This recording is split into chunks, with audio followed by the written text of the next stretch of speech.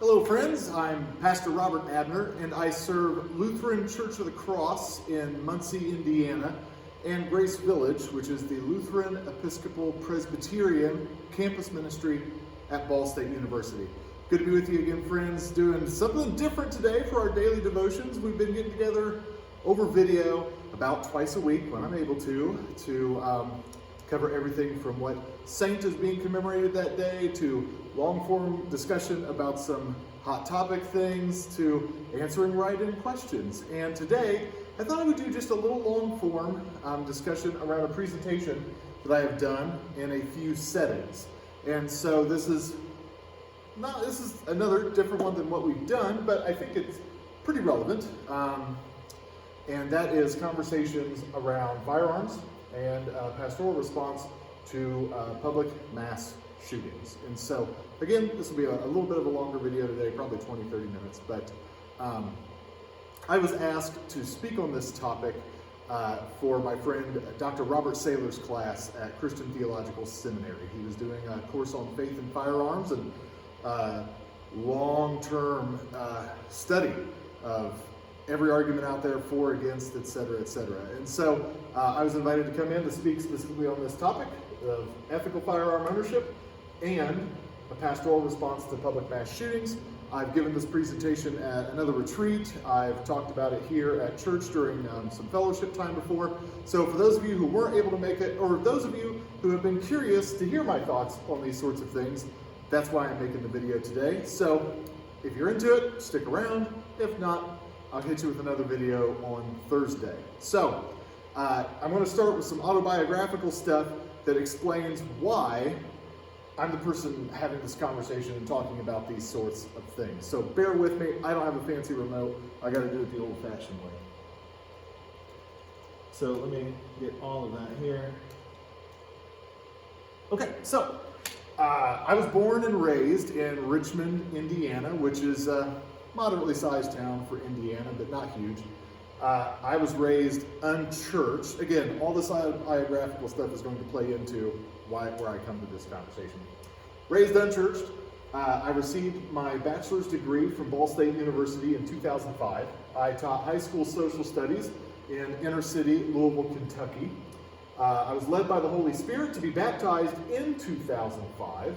I worked as a director of exhibits and education at Muncie Children's Museum from 2008 to 2011. I began working in campus ministry in 2008, hard to believe, coming up on my 12th year of doing that. And I started full-time in ministry and in seminary in 2011. So I've been doing that for 9 years now. And I graduated from Pacific Lutheran Theological Seminary in Berkeley, California in 2015, all the way from Indiana to California. So what a wild ride it has been. Now, all that said, I am a lifelong gun owner and hunter. And so my grandpa, which I call my papaw, gave me my first firearm, a 410 shotgun, for my 5th birthday. And that may be shocking to a lot of you, but I assure you I was not handling said firearm at 5 years old. It was just given to me then. I went squirrel hunting for the first time at the age of 8, still big into squirrel hunting, one of my favorites. I began deer hunting at the age of 10, and that was with a bow, a compound bow. I killed my first deer at age 11.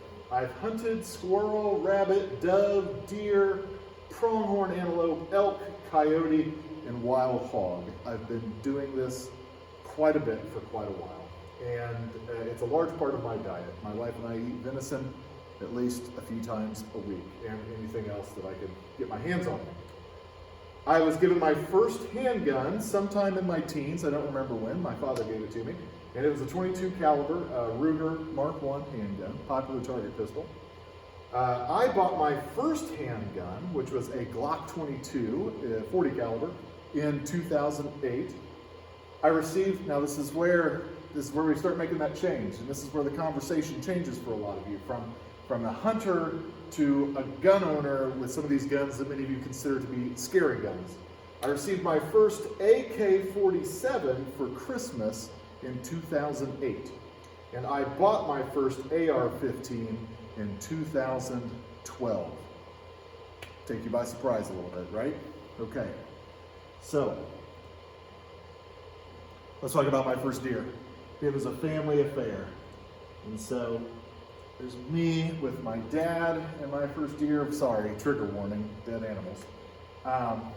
Me with my dad and my first deer, and me with my Uncle JJ and my first deer there. So something that's big. Behind us here, you'll see the family farm. I'm going to show you some more pictures of that. But this is something we do. This is something that has been part of my life and my culture, if you will, for a long time. And it's very, very special to me. So let's look at that family connection there. As I said, a family tradition. This is my dad's cousins, my uncles, all of us here doing what we love, getting together, camping out for the weekend on opening weekend of shotgun season and deer hunting. And so these people mean the world to me. And we bonded not just over being family, but by being a family that hunts and keeps that tradition alive. And here's where we switch. Again, all of this perfectly normal to a lot of you. Guys in camo and plaid and all of that good stuff. That doesn't freak you out, right? So now, in the last decade or so, I've gotten into sporting rifles and self-defense. And sporting rifles is a term that a lot of sportsmen use for what a lot of you may consider to be assault rifles, which is also a loaded term that we could talk about another time. But yeah, there's me sighting in one of my AR-15s that I hunt with. Again, there's another AR-15 that I hunt with. You can see my suppressor on there. I also train in handgun and defensive handgun so that when I am carrying a handgun, I know what I am doing, or at least I train to try to know what I am doing. And that's one of the training handguns here, because it shoots training ammo so that you can actually practice real life situations. And that's me with Jack Osborne, because one day I was at this facility training and Jack Osborne stopped by and he and I got to do some training scenarios together. So pretty cool. And just to show you too that there are some folks in the celebrity world who train in handgun and firearm self-defense. So I imagine that now these things are shocking to some of you who are watching the video, and that's okay, because we're going to talk about these things. And so, yeah, from the hunting stuff to now the big rifle stuff. It's also important at this point in the conversation that I let you know that I'm not an NRA member. I was a long time ago, but you know, it is what it is, right? It's something I don't feel like getting into on this video because that would take us somewhere else completely out in the weeds. So you should know that I am not an NRA member. All right, so let's talk about ethical firearm ownership from a practical perspective. Let's go back. So everyone who owns a firearm should know the 4 rules of gun safety. And so it's don't point your gun at anything you're not willing to destroy, keep your finger off the trigger till you're ready to fire, be aware of your target and what is beyond it, and treat every gun like it is loaded. So everyone should know those 4 by heart if you own a firearm. Also, everyone should know the mechanics and maintenance of every firearm that they own so that they know how to safely, properly handle it and keep it clean. Safe storage, big deal. I've got a big safe. Guns are locked up, except for some of the home defense guns, which, again, another part of a different conversation to have, but safely put away, hidden to where, or not hidden, locked away so that people can't get to them. Practice, practice, practice is a big thing. You can own and know the mechanics and the maintenance of the firearm, but if you don't shoot that firearm on a regular basis to know, A, how it works, B, your ability to use it, you're going to have problems. And so I feel like this is a part of ethical firearm ownership, is knowing how to use that firearm. Legal sale and transfer, big deal. This always comes up in conversations in that, you know, you need to know your state's laws about how to legally own and transfer a firearm and sell it if that need be. If you go through a gun store, there are extensive background checks through the NCIS, no, not the NICS, right? And they check your background there, but you can sell person to person as long as the person you are selling to is not a felon. Understanding responsibility and logistics of home or self-defense. This is a big deal, right? Because if you are going to be defending your home, you need to be aware of where intruders could be coming into your home, but also where your loved ones are in the home. And again, part of that big four, knowing where your target is and what is beyond it. So say you decide that you are going to try to stop someone who perhaps is threatening violence upon your home and family, but what about your neighbor's house, etc.? You know, you need to be aware of, again, in the big four, your target and what's beyond it. But more than ethical ownership, there's something we really need to talk about in the firearms world, and that is ethical firearm carry. Let's pull all those up there.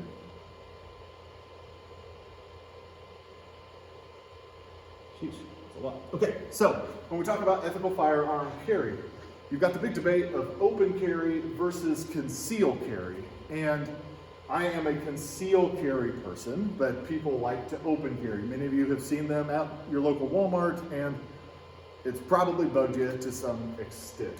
And you know, a lot of people prefer concealed carry because they don't want to concern the general public, but also too, if there were to be a bad guy in the store, a mass shooter in the store, you don't want them to know that you have a firearm that you can return fire at them with. And that's a whole other topic of conversation we'll get into with mass shootings. Open carry, that crowd always likes to argue that, oh, just by someone seeing you with a gun, if they are thinking of committing a crime, that seeing your gun will be a deterrent. I don't know what kind of evidence there is to that, because I've got to believe that, say, a case like the Walmart in El Paso, Texas, I'm sure there were people there carrying guns, possibly open carrying, but did they deter that shooter?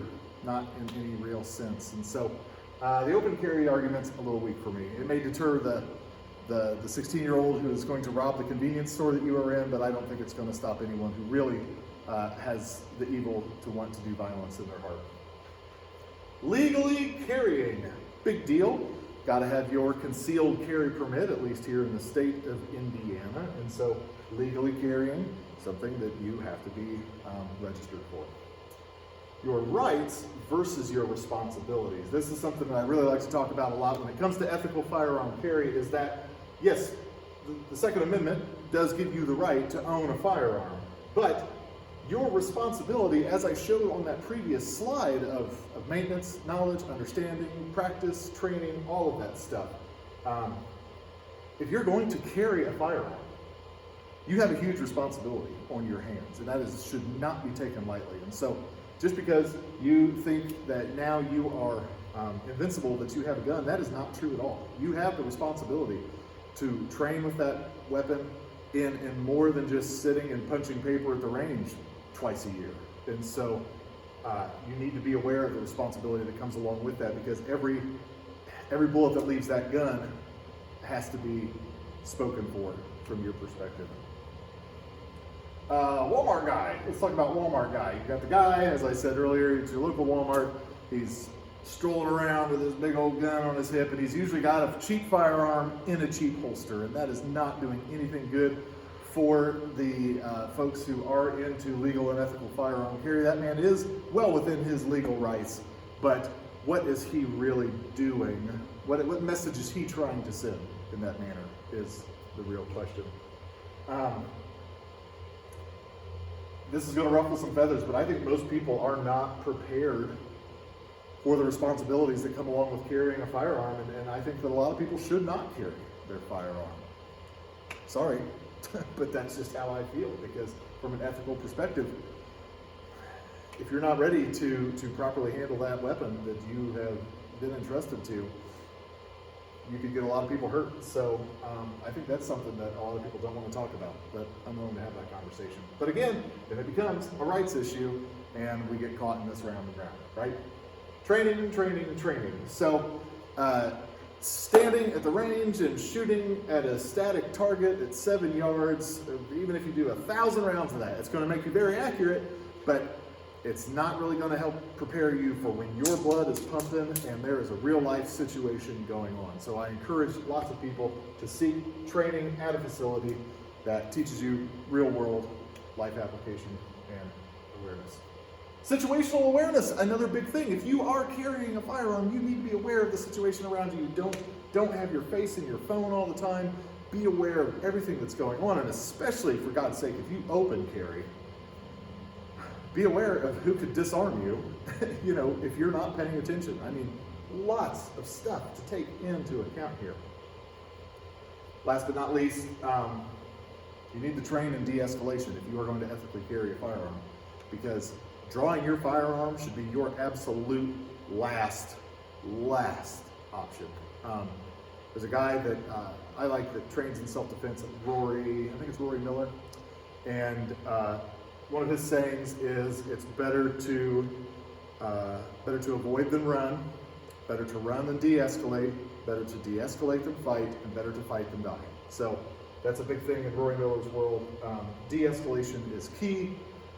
Don't be a hero. Don't be macho man. Like, if the guy at B-Dubs doesn't like your sneakers, let him walk on by, right? But, these things, unfortunately, there's a level of bravado that starts getting introduced when someone has this false sense of invincibility just because they carry a firearm. You got to be ready to de-escalate a situation rather than intensify or increase the situation. All of these things fall under what I consider ethical firearm carry.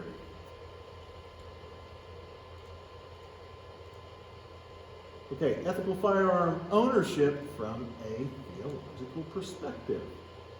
Let's get into some of the religious stuff behind this. Okay. Are we talking about hunting? When it comes to firearm ownership, sometimes we're talking about hunting, sometimes we are not. Sometimes we're talking about self-defense, right? And so that's when we really have to get into the idea of talking about the ownership from a theological perspective. So the question becomes, can a Christian use violence to defend themselves and others? What do you think? I mean, I'm serious here. I'm posing that as a question. When we look at the Old Testament and Hebrew law, there is, in those the big 10 commandments, the command that you should not murder, right? And so people like to split hairs over that. Is it don't kill or don't murder, right? So if it's don't kill, it would be this insistence that you can't even kill someone else to protect yourself. But if it is murder, that changes the dynamic of it, right? And so I've been told that, in my own studying, that it is more properly translated as thou shalt not murder, right? You should not take a life senselessly. Now, there's another part in there about striking in the dark. If someone breaks into your home, this is in the Old Testament, someone breaks into your home and you kill them in the dark, you thought they were there to do you wrong, you are not held accountable for that. Kind of a shakier argument, not one I'm willing to dig into. Then we jump up to the New Testament, right?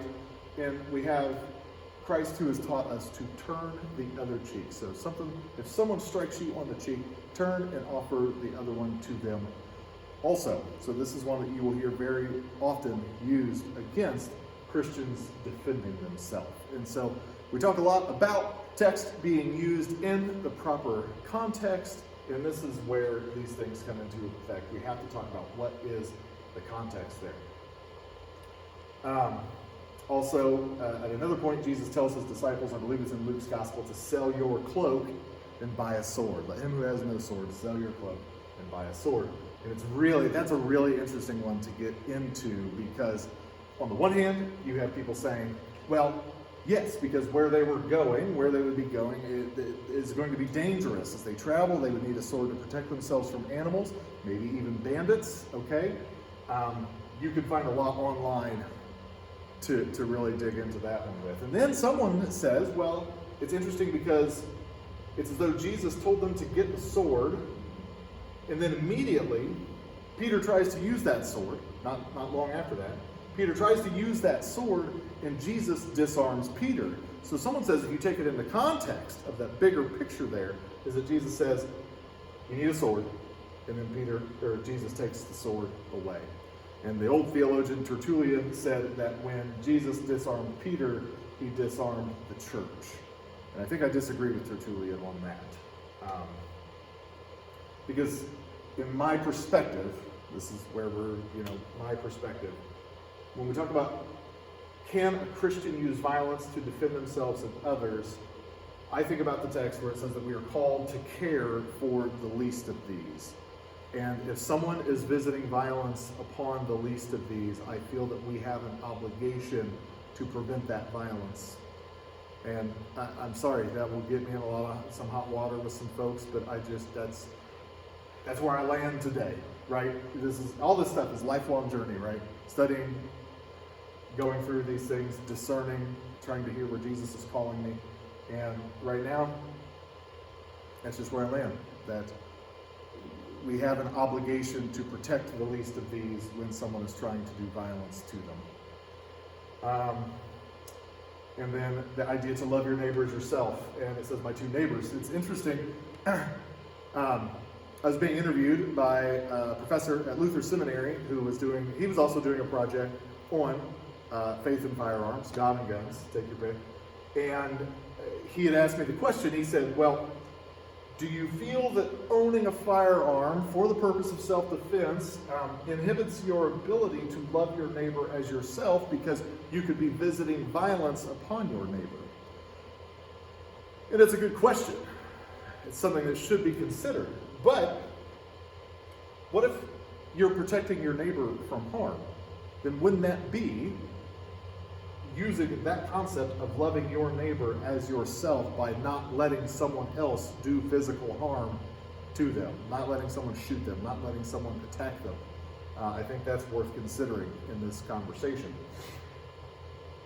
And then, so it says my two neighbors, so that's one, protecting my neighbor that way. But I literally had one of my new neighbors come up to me within the last year and come up to me and said, hey,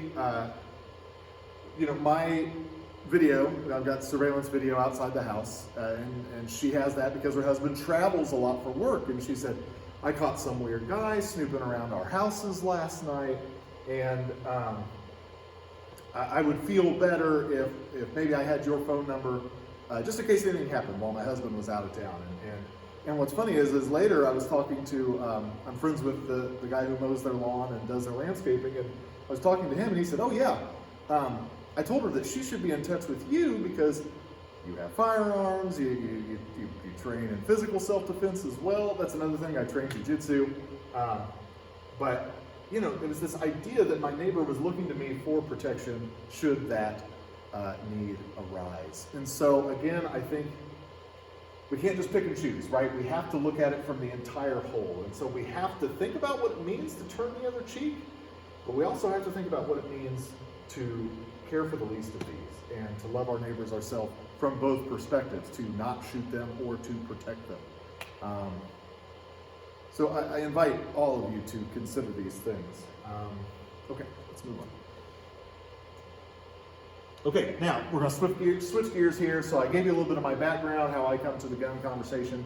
I've given you a little bit of my perspective on ethical firearm ownership, but now I want to talk about what I consider to be a pastoral response to mass public shootings. This is just a response. This is not an answer because this is a big, messy, terrible topic.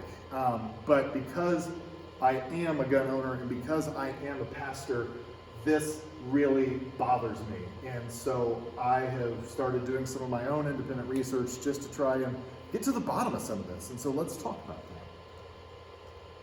So what happens a lot is that I bring up mass public shootings and they say, well, why don't you care about all gun violence? So let's take this from the top. All gun violence is problematic. No ifs, ands, or buts about it. All gun violence is problematic, and so we can talk about that, and that's okay. But what I want to talk about today is mass public shootings. And so we are talking about mass public rampage shootings, which I'll henceforth be calling MPRS or MPRs, okay? Mass Public Rampage Shooting. Why are people walking into public spaces and shooting a lot of people they don't know? That concerns me. That I want to talk about. We could talk about interpersonal violence, domestic violence, gang violence. We could talk about that all on another video another time. But what most concerns me is mass public rampage shootings. Because it's almost worse than a hurricane, right? You can at least see a hurricane coming. You can't see these coming. And that concerns me for the welfare and well-being of people in public. I'm taking these numbers from Mother Jones. Mother Jones is a great liberal rag that I love to read. I'm joking, of course, about the liberal rag part. I really do like Mother Jones' magazine. But most of you on the conservative side would consider it a liberal rag. Mother Jones identifies their numbers by shootings that are 3+ people killed in a public setting. The Newtown numbers, which I feel are less reliable in this context, because the Newtown numbers talk about 4+ killed, period. So if a father decides to murder his family and then take his own life, I'm sorry, that's a bleak example, but they count that as a mass shooting. Which it is, he shot a lot of people, but it wasn't this mass public rampage shooting. That's the difference I'm trying to distinguish here. So I started my research on August 7th, 2019. And that was the weekend that brought us the Walmart El Paso shooting, the Dayton nightclub shooting, and the shooting at a garlic festival in California. A garlic festival. And my hypothesis is that MPRs have increased significantly since 2012. 2012 brought us these horrible tragedies of the Aurora Theater shooting, the Sikh temple in Wisconsin, and of course, the awful tragedy at Sandy Hook in Newtown, Connecticut. Oh, I'm sorry, that actually says Newtown. It's supposed to be every town, those numbers there, I just realized that. So, I think that these mass public shootings have increased significantly since 2012. So I crunched the numbers. So according to the numbers from Mother Jones, and I'm sorry my data is a little outdated because this, like I said, the last numbers I looked at were from August 2019. I don't think there have been many mass public shootings since then, especially because of the pandemic, which is another interesting thing to weigh in on this subject. So according to Mother Jones, there have been 115 mass public rampage shootings in the United States from 1982, the year I was born, 38 years ago, to August 2019. 115. So from 1982 to 2011, that's a span of 30 years almost, there were 55 mass public rampage shootings total. That's 1.8 per year. Now, from 2012, remember that's where my hypothesis starts, I think they've increased from 2012 to 2019. From 2012 to 2019, that's just 7 years. Not 30 years, 7 years. There have been 60 mass public rampage shootings, which brings us to 8.5 per year. 30-year span, 1.8 per year. 7-year span, 8.5 per year. What is the deal? Why? Why is this happening?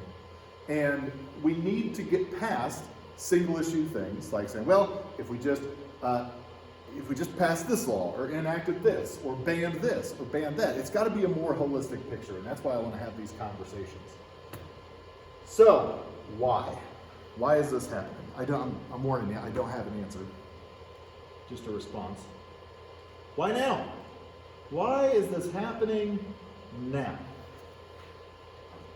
So I usually, when I do this, I do this thing called the problem pie and the pie server. And so normally I've got a chalkboard or a dry erase board and I draw a pie. And that pie has slices. And so my question to you at home is, what are causes of these mass public rampage shootings? And what, now, a lot of you will say, firearms. No, firearms are not the cause, they are the tool in which the cause is carried out. So we're going to talk about that too. Don't worry, I'm not leaving guns out of the conversation. But what is part of the pie? What are the different things that are reasons behind these shootings? Okay? You've got bullying, you've got homophobia, you've got racism, you've got nationalism, you've got white supremacy, you've got, now, hold on to your horses, I'm going to say mental health. Mental health is a piece of that pie. It doesn't mean that everyone with mental health problems was going to be a mass shooter, and it doesn't mean every mass shooter had diagnosed mental health problems. But I'm saying in a lot of those cases, we find out that they did have some mental health problems. So I'm not laying this on mental health, I'm just saying mental health is a piece of the pie. Don't tar and feather me. So again, all those, toxic masculinity could be another one that we bring up, which is a slippery label, but I think has some warrants. So all those pieces of the pie that have been causes behind why people went into public spaces and shot a lot of people they didn't know. Okay, again, El Paso, racism. The Sikh temple, white supremacy, that guy was a neo-Nazi. Pulse nightclub, homophobia, also some religion thrown in on that one. So again, all of these sorts of things that I think are pieces of the problem pie. And the pie server is two things. Part of it's guns, right? Because it is able to serve that problem to the public. The other part of that is tech, the internet, right? So these people who were racist, these people that were white nationalists, these people who were homophobic, these people that were Islamophobic, they used to not be able to find other like-minded people to help fuel them in their cause, right? I think that's a huge difference in the last 7 years, where we have 8.5 mass shootings per year, opposed to the previous 30 years, where we only had 1.8 per year. Tech has changed. And so these people are now emboldened by one another to carry out these atrocities. Or they find people like them that say, yeah, you know what, I wish someone would do something like that. I think that's part of it. I think that's not a piece of the pie, I think that's a piece of the pie server, along with firearms, okay? Now, the thing about firearms is we have to talk about access to them, what types of firearms are out there, and we also have to talk about violent crime, all right? So, mass public rampage shootings are up in the last 7 years, but my question to you is, where is overall violent crime? It's down. Violent crime has steadily, sharply decreased over the past 30 years. You can look those numbers up for yourself. There may have been an uptick in the last year, but again, that uptick was from here to here, okay? It wasn't back up to here. So why has violent crime gone down, interpersonal crime, but mass public shootings have gone up? I don't know. I go back to the problem pie and the pie server. We look at gun manufacturing numbers. Where do you think gun manufacturing numbers are right now? Those numbers are way up, okay? Of course, you know that. What about households of ownership, though? How many households have firearms? The numbers of households of ownership, not counting this year, gun buying has been at an all-time high during the pandemic and civil unrest. So there are tons of new gun owners out there. That's going to skew my numbers big time for the next time I give this presentation. Sorry I don't have that for you now. The data's probably not as available. But over the last 7 to 15 years, households of ownership of firearms has gone down. What that tells me, gun manufacturing numbers are up, households of ownership are down, lots of new people aren't buying guns, lots of people who already had guns are buying more, okay? Now, this is where we jump to conclusions, right? A lot of people will say, oh, well why do people need all these guns? But I also make that connection to a lot of these mass shooters weren't gun guys. They weren't gun collectors. They weren't gun enthusiasts. They were just someone who bought a gun to go kill people. So the correlation between manufacturing numbers being up to say that is a correlation to why these mass shootings are happening, to say, well, it's all these gun nuts. Well, a friend and I, who has a more liberal stance on guns than I do, and is more anti-gun. I'm not anti-gun, by the way. We thought there needed to be a better term. instead of gun nut, gun enthusiast, gun collector, gun hobbyist. And I think the term that we settled on for these new folks is kind of a gun fetishist, right? This gun is lifted to a worship status almost, in that this gun is going to be their problem solver. And that's where I think we have problems. So it's not the enthusiast, the collector, the hobbyist, it's the fetishist, okay? And so these people who have committed these mass shootings have gone out to buy the guns that they're going to use for that job. Job's a terrible word. For that atrocity, and nothing more. So they weren't shooting the bull down at the range with their friends and working on marksmanship and practicing 300-yard shots. No, they just bought these guns because they were unhinged and used them to carry out their terrible deeds. And so all of that has to come into conversation when we talk about this stuff here. So that's something that, this is usually when I talk a lot more in person with folks about some of these things. And the thing about violent crime, I got to remember the numbers, but deaths by violent crime, number one is handgun. All right, so I'm not going to lie to you about that.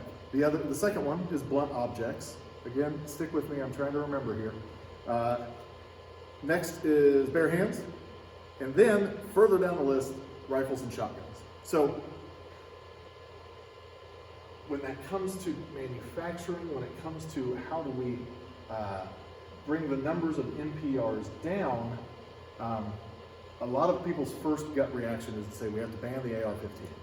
Well, the AR-15 is only used in half of this, okay?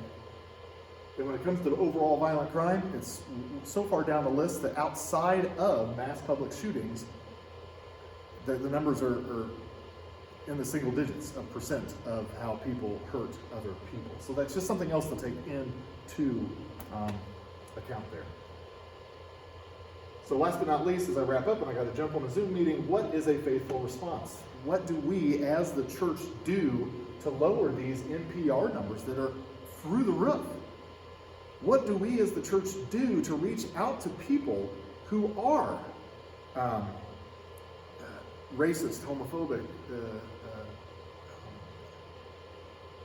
against certain religions, that are, feeling some sort of self-loathing about themselves, that it causes them to go out on these rampages? And so that's where I end, is talking with the folks that I'm presenting to, is what is a faithful response? What does the church do? I'm sorry, I don't have answers, but this is where the conversation starts. What is a faithful response to the problem of mass public rampage shootings, and how do we, as the church, as followers of Jesus Christ, help eliminate the problems in the problem pie, at least lessen them, so that people do not then want to pick up a gun and go out and kill someone. And so, people they don't know, right? That's why. So that's my quick and dirty version, just working through this, and I welcome your responses, and I'd be glad to do follow-up videos or anything like that. But this is one pastor's point of view, and there's a lot to talk about. So thanks for tuning in. We'll chat more, and may the Lord bless you and keep you until we gather again.